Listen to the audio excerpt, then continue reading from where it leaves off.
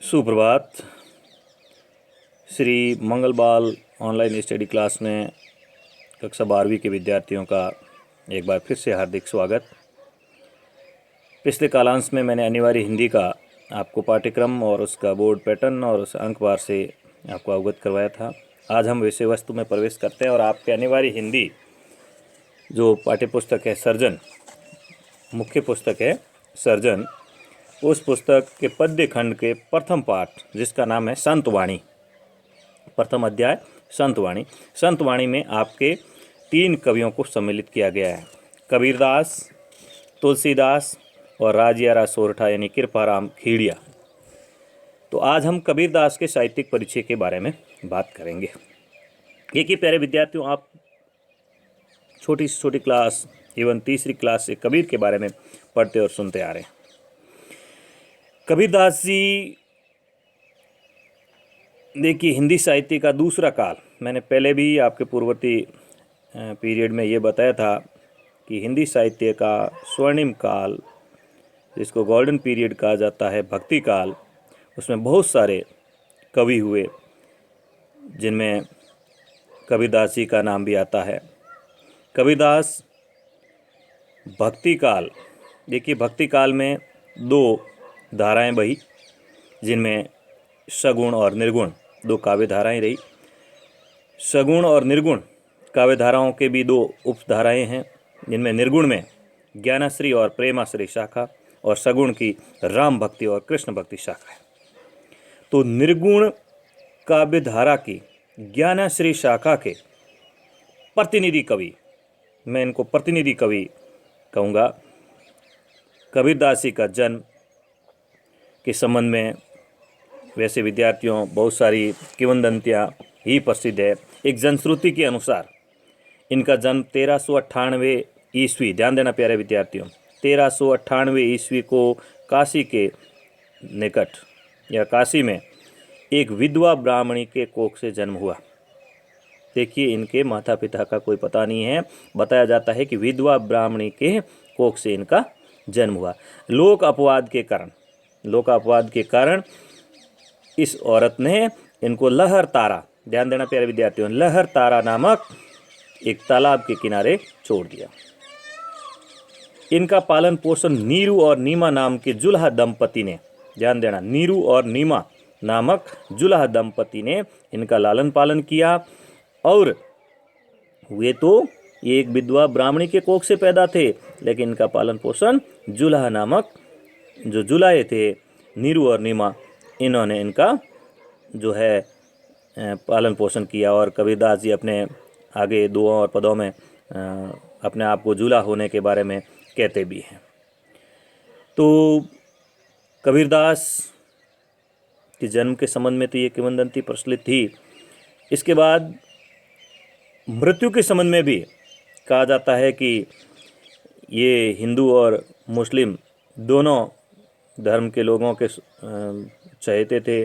तो कबीरदास जी कहते हैं कि हिंदू लोग कबीरदास जी के शव को जलाना चाहते थे, मुसलमानों ने दफनाना चाहते थे, लेकिन कहते हैं कबीरदास जी का जो शव था, डेड बॉडी थी, तो अंतर्ध्यान हो गई और वहाँ कुछ फूल मिले, तो उन फूलों में से कुछ तो हिंदुओं ने जलाया और कुछ जो थे मुसलमानों ने उनको दफनाया। कबीर के गुरु का नाम, दीक्षा गुरु जो थे रामानंद जी थे। कबीरदास जी की ये शादी भी हुई थी और कबीरदास जी की पत्नी का नाम भी बताते हैं कि लोई था, पत्नी का नाम लोई था। और इनसे 2 एक लड़का और एक लड़की भी हुए। पुत्र का नाम कमाल, ध्यान देना, पुत्र का नाम कमाल और पुत्री का नाम कमाली था। इनके बहुत सारे शिष्य भी रहे हैं जिनमें धर्मदास इनके प्रमुख नाम है, जिन्होंने वाणी को संग्रहित किया। और इनकी मृत्यु मगर जिला बस्ती में 1518 ईस्वी को मानी जाती है। कबीरदास जी आप देख पा रहे हैं आपकी स्क्रीन पे कि बहुत बड़े समाज सुधारक, समाज में फैली हुई छुआछूत और धार्मिक आडंबर, ऊंच नीच, बहुदेववाद का उन्होंने बहुत कड़ा विरोध किया और सभी प्राणियों को अपनी भांति देखा। आत्मवत सर्वभूतेषु। कबीरदास जी के संबंध में आचार्य हजारी प्रसाद द्विवेदी ने इनको वाणी का डिक्टेटर कहा है। देखिए, डिक्टेटर का मतलब होता है तानाशाह।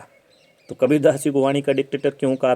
देखिए, कबीरदास जी ने अपने पदों में, अपने दुआओं में ऐसी भाषा का प्रयोग किया है जो कि सुनने वाले को बहुत ही कड़वी या सटीक दिल पे लगने वाली वाणी हुआ करती थी, जिसकी वजह से सुनने वाले को कुछ समय के लिए भले ही बुरा लगे, लेकिन वो बात शाश्वत सत्य होती थी। और आज भी कबीर के जो दोहे और पद है वो बहुत ही जो कह सकते हैं उपयोगी है, समाज के लिए मायने रखते हैं। इसके बाद कबीरदास जी की भाषा की बात करते हैं तो कबीर की भाषा जो है वो सधुकड़ी है, यानी उसमें बहुत सारी भाषाओं का मिश्रण है। 5 भाषाएं मानी जाती है, उसमें मिश्रण है। इसके अलावा कबीर की रचनाओं का संकलन जो है वो बीजक है। संकलन क्या है? बीजक। इनकी रचनाओं को बीजक कहा जाता है। बीजक के 3 भाग हैं, उनमें साखी, शबद और रमेनी जो है वो प्रमुख है। संत काव्य परंपरा उनकी जो हिंदी साहित्य की अमूल्य निधि है। कबीरदास जी की संत काव्य परंपरा जो है, इन्होंने बोली में ठेठ, जो बोली के ठेठ शब्द यानी उनको बहुत ही देशज शब्दों तक का उन्होंने प्रयोग किया है। कबीरदास जी के संबंध में ये उनका संक्षिप्त साहित्यिक परिचय था। और कबीरदास एक बहुत बड़े समाज सुधारक जिनको कह सकते हैं वो रहे हैं। कबीरदास के इस साहित्यिक परिचय को प्यारे विद्यार्थियों, आपको पता है अनिवार्य हिंदी में भी आपके जो साहित्यिक परिचय जो है वो पूछा जाता है और अच्छा क्वेश्चन आता है, किसी कवि या लेखक का साहित्यिक परिचय आता है। तो मेरा मानना है कि आप कवि लोगों को याद करें, भविष्य में भी आपके काम आएगा। तो ये तो था कबीरदास जी का साहित्यिक परिचय। आज क्वेश्चन नोट कर लीजिए, कवि कबीरदास जी का साहित्यिक परिचय, जिसमें मैंने मोटे तौर पर आपको बहुत सारी बातें बता दी कि कबीरदास जी का जन्म के संबंध में क्या किंवदंती प्रचलित है, जन्म के संबंध में जो घटना है वो बता दी, उनके परिवार की स्थिति के बारे में बताया मैंने, उनकी शिक्षा दीक्षा के बारे में, यानी शिक्षा के संबंध में तो कबीरदास जी कहते हैं कि कोई औपचारिक शिक्षा उनकी नहीं हुई। मसी कागज़ सुयो नहीं, कलम गई न हाथ, यानी वो बिल्कुल बताते हैं कि मैंने स्याही और कलम को तो स्पर्श तक नहीं किया। और देखिए, इतने बड़े समाज सुधारक और बहुत बड़े कवि बन गए। तो ये कबीरदास जी का साहित्यिक परिचय है।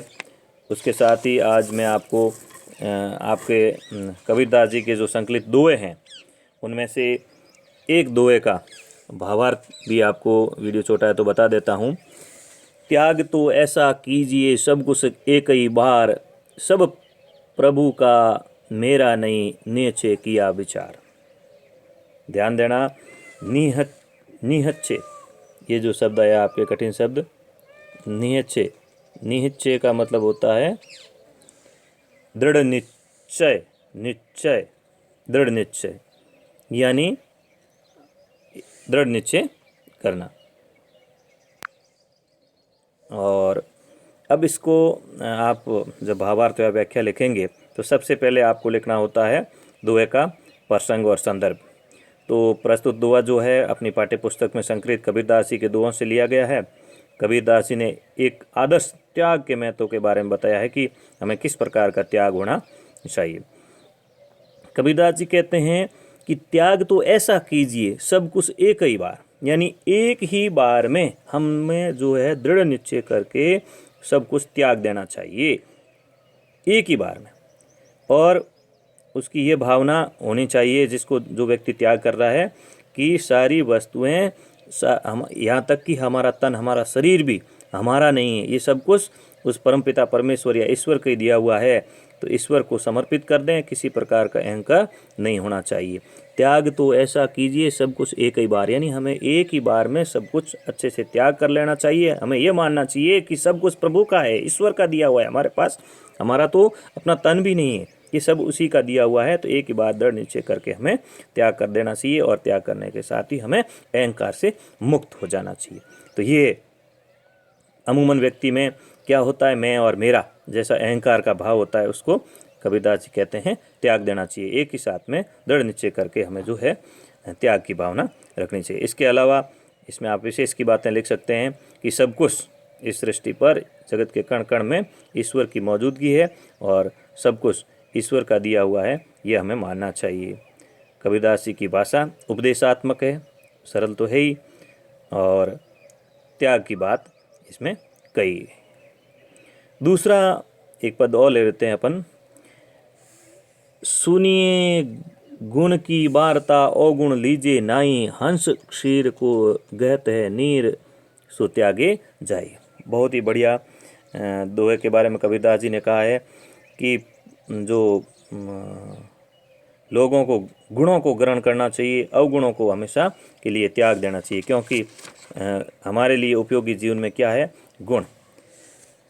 कबीरदास जी कहते हैं कि बुद्धिमान पुरुषों को गुणों और अच्छे विचारों के बारे में, अच्छे आचरण के बारे में, अच्छे व्यक्तियों की संगति को महत्व देना चाहिए।